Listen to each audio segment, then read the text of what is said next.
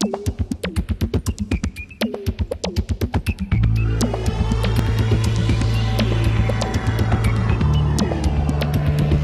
Yes. you are all Macintosh, and I know, okay, we can go into that whole thing. I know different people have different preferences, but why have you chosen to go all Mac?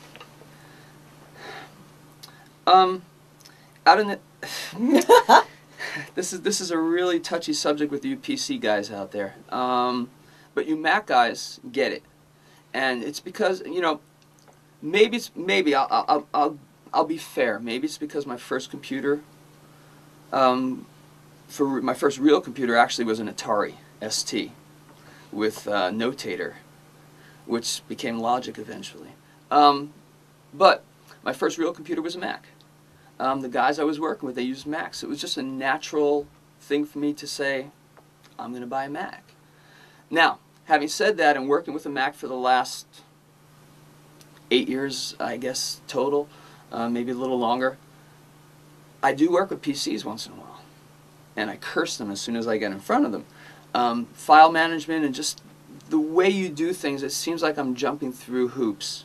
It's just silly, it really is. Anyone who's gone from a PC to a Mac and watched how you put things away in file management and just the order of things, how it all works, it makes sense. That's the best way I could say it. It makes sense. A Mac, you have one, man, you're a fan for life. For me, it's just, it seems to be with the different ways people think. Macs are more intuitive, I think, maybe, I don't know.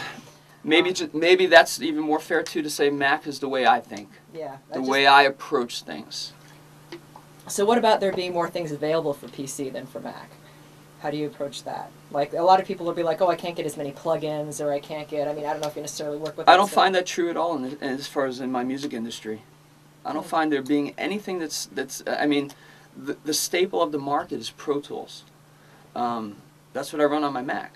That's the worldwide #1 program that people are using. Unless maybe in the UK, I think they're using Logic. Certainly, South Florida, there's not one guy I know down here that's serious about this that doesn't run Pro Tools. I fought it for a while. I was a DP guy at first. I jumped overboard. I couldn't take it anymore. There was product support was going out the window. I think the guy who was writing code for them for MIDI got hired by Pro Tools, by Digi. So it's fine. Do you ever have any, and this is, you sort of already addressed it, do you ever have any problems compatibility-wise with clients, or how do you address that? Compatibility as far as what? As far as, like, if they're sending you something PC, you just said that you don't have any problems with that, right? Different You know, programs, as long as they know how to jump through the hoops to make it accessible for me, as far as how to bounce down their tracks, there's really no compatibility issues. And with Digi-Translator that I have for Pro Tools too, like I could have a DP session, save it as an OMF file, give it to me as the DP OMF session. It will open up in Pro Tools just like it was in DP. Even the bits and pieces, crossfades, everything is set just like it was in there.